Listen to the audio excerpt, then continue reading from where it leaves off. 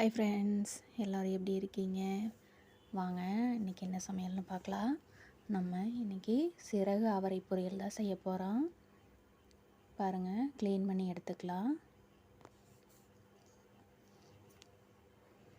Clean பண்ணியாச்சு. இப்போ இதை வந்து கட் பண்ணி எடுத்துக்கலாம். பாருங்கள், இந்த மாதிரி தான் இருக்கும்.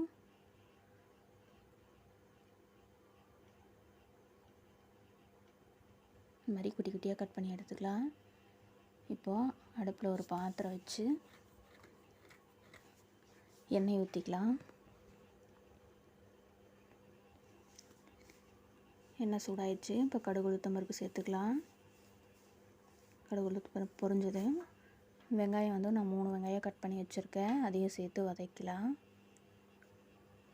வதங்கினதும் மிளகாயும் கருவேப்பிலையும் சேர்த்து வதக்கலாம். நீங்கள் இது கூட பச்சை மிளகா வேணுன்னா சேர்த்துக்கலாம், நான் சேர்த்துக்கல.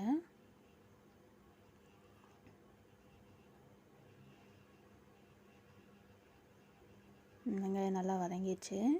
இப்போ வந்து நம்ம கட் பண்ணி வச்சுக்கிற அவரைக்காயை வந்து சேர்த்துக்கலாம்.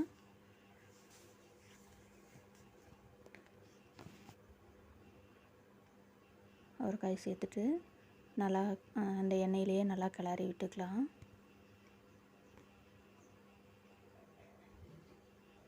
எண்ணெயிலேயே கொஞ்சம் நேரம் நல்லா வதங்கட்டும்.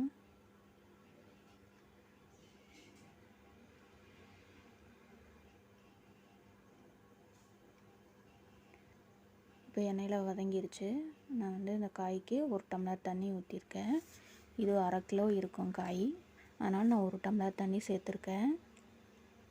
உப்பும் சேர்த்துட்டேன். உப்பு சேர்த்து கலந்து விட்டு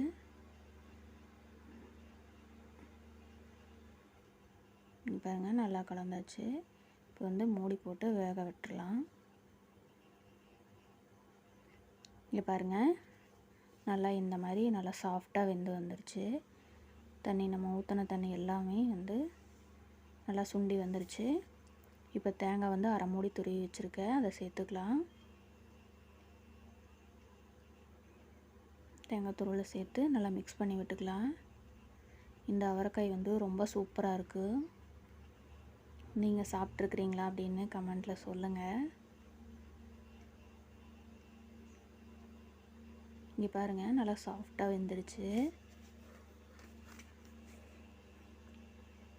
இங்கே பாருங்கள், சிறகு அவரை பொரியல் ரெடி. வாங்க சாப்பிட்லாம்.